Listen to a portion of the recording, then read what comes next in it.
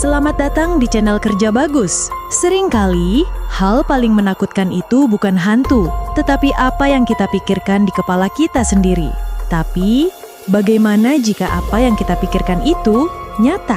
Malam ini, di channel Kerja Bagus, kita akan memulai kisah horor pertama kita, sebuah cerita tentang boneka berwajah dendam.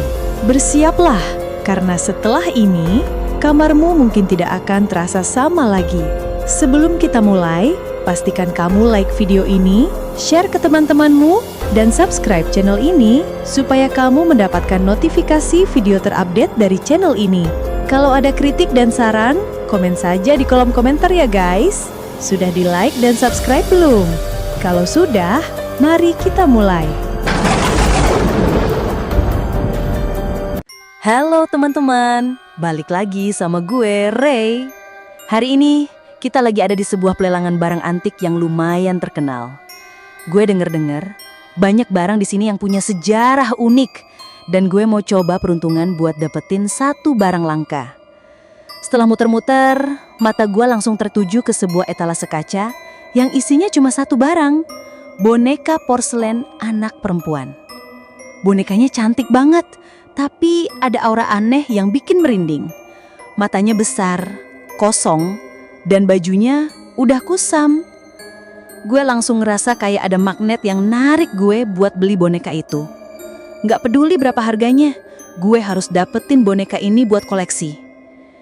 Singkat cerita, gue berhasil memenangkan pelelangan itu dan membawa pulang boneka yang gue beri nama Elisa. Begitu sampai di rumah, gue langsung siapin kamera buat syuting video unboxing. Nggak sabar buat nunjukin Elisa ke kalian semua. Gue duduk di depan kamera, dengan Elisa yang gue dudukan di kursi di seberang gue. Oke guys, kenalin, ini dia Elisa. Cantik kan? Kata gue sambil tersenyum. Selama syuting semuanya berjalan normal. Gue ceritain gimana gue dapetin boneka ini, bahan-bahannya, dan rencananya mau gue taruh di mana. Setelah beberapa menit syuting, gue ngerasa baterai kamera mulai habis. Gue matiin kamera buat ganti baterai. Pas gue lagi sibuk sama baterai, ekor mata gue nangkep sesuatu. Kayak ada gerakan dari arah boneka. Gue langsung noleh, tapi Elisa masih duduk manis. Matanya kosong, gak ada yang berubah. Mungkin cuma perasaan gue aja, pikir gue. Gue pasang baterai baru, nyalain kamera lagi, dan melanjutkan syuting.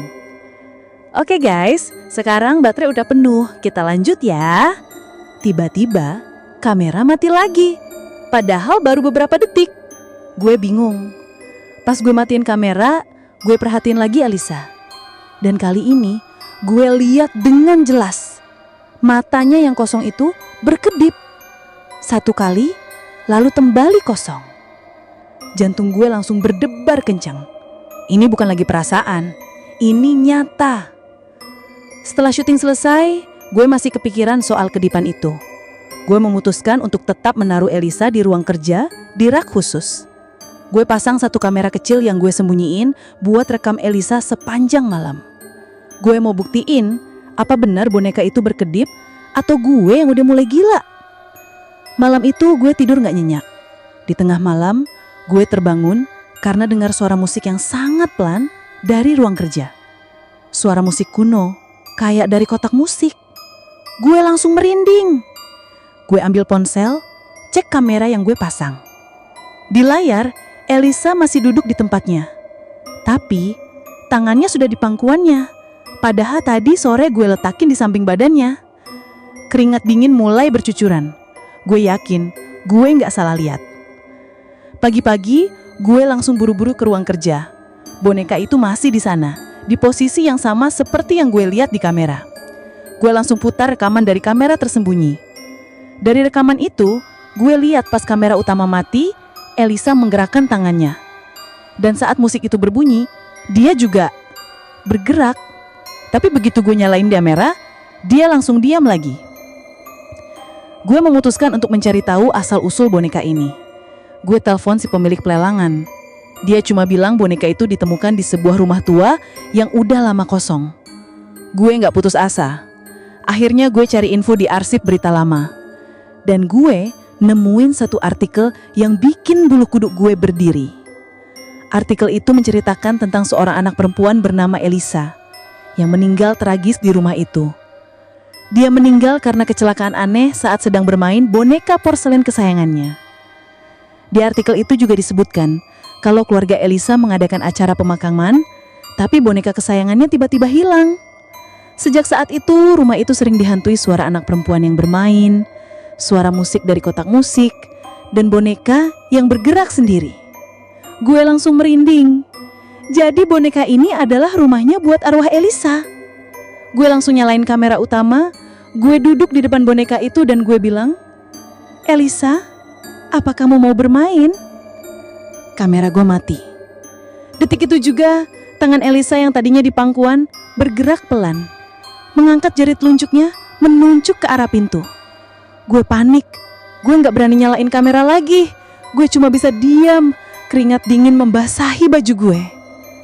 Gue akhirnya beranikan diri nyalain kamera. Pintu ruangan itu udah kebuka sedikit. Gue yakin banget tadi gue tutup pintunya rapat-rapat. Tuh kan, ini bukan main-main. Gue beranikan diri berjalan ke arah pintu dan menutupnya lagi. Tapi saat gue mau kembali ke tempat duduk, gue dengar lagi suara musik yang sama dari balik pintu. Pintu itu kebuka lagi, perlahan-lahan. Kali ini, boneka Elisa gak bergerak. Dia cuma diam, tapi mata kosongnya seolah menatap gue dengan penuh arti. Seakan bilang, ini baru permulaan. Gue mulai panik, gue matiin kamera lalu gue ambil boneka Elisa dan gue lari ke kamar. Gue kunci pintu, gue taruh boneka itu di meja. Gue nyalain lagi kamera. "Oke guys, gue gak bohong, boneka ini bener-bener aneh," kata gue, suara gue bergetar. Saat kamera mati, tiba-tiba terdengar suara tawa anak-anak yang nyaring dari balik lemari. Tawa yang mengerikan. Gue langsung buru-buru nyalain kamera, tapi saat itu juga tawa itu berhenti. "Apa yang terjadi?" kata gue sambil menatap ke arah lemari. Gue mulai takut, ini bukan lagi soal kamera yang mati, ini soal nyawa. Gue memutuskan untuk cari tahu lebih dalam tentang Elisa. Gue nemuin cerita dari tetangga lamanya. Mereka bilang, Elisa itu anak yang sangat kesepian dan punya sifat yang agak aneh. Dia sering bicara sendiri dan selalu bilang, teman-teman di dalam boneka ini menungguku. Waktu dia meninggal, dia lagi main petak umpat dengan bonekanya dan entah gimana, dia jatuh dari loteng. Cerita itu bikin gue berpikir, mungkin Elisa gak jahat. Mungkin dia cuma kesepian dan mau ditemenin. "Elisa, apa kamu kesepian?"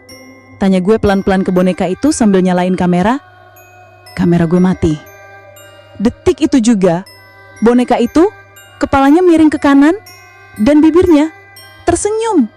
Bukan senyum manis, tapi senyum yang mengerikan. Senyum yang penuh dendam. Gue mundur, menabrak dinding, jantung gue berdebar kencang. Gue sadar, gue udah salah. Boneka ini bukan hanya hantu anak yang kesepian, dia arwah anak yang penuh dendam. Dia mau ngajak gue bermain, tapi permainan yang mematikan. Gue ambil boneka itu dan gue lari keluar rumah. Gue mau buang boneka itu jauh-jauh. Di halaman, gue nyalain kamera terakhir kalinya. Gue mau rekam saat gue buang boneka ini. "Ini saatnya buat lo pergi," kata gue sambil terengah-engah. Kamera gue mati. Gue melihat ke tangan gue. Boneka Elisa udah gak ada. Gue noleh ke belakang dan ada sosok anak perempuan yang berdiri di belakang gue sambil megang boneka Elisa. "Mainnya belum selesai," katanya.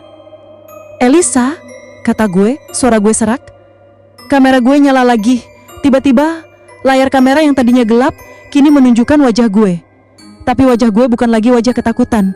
Wajah gue kosong, mata gue besar dan menatap lurus ke depan. Di belakang gue, ada sosok anak perempuan yang sedang tersenyum. Dia bukan hantu Elisa. Dia teman barunya. Dia boneka baru untuk Elisa. Dan dia memegang tangan gue. Kamera mati. Lalu terdengar suara bisikan pelan dari balik layar. Suara anak perempuan. Sampai ketemu di video selanjutnya ya.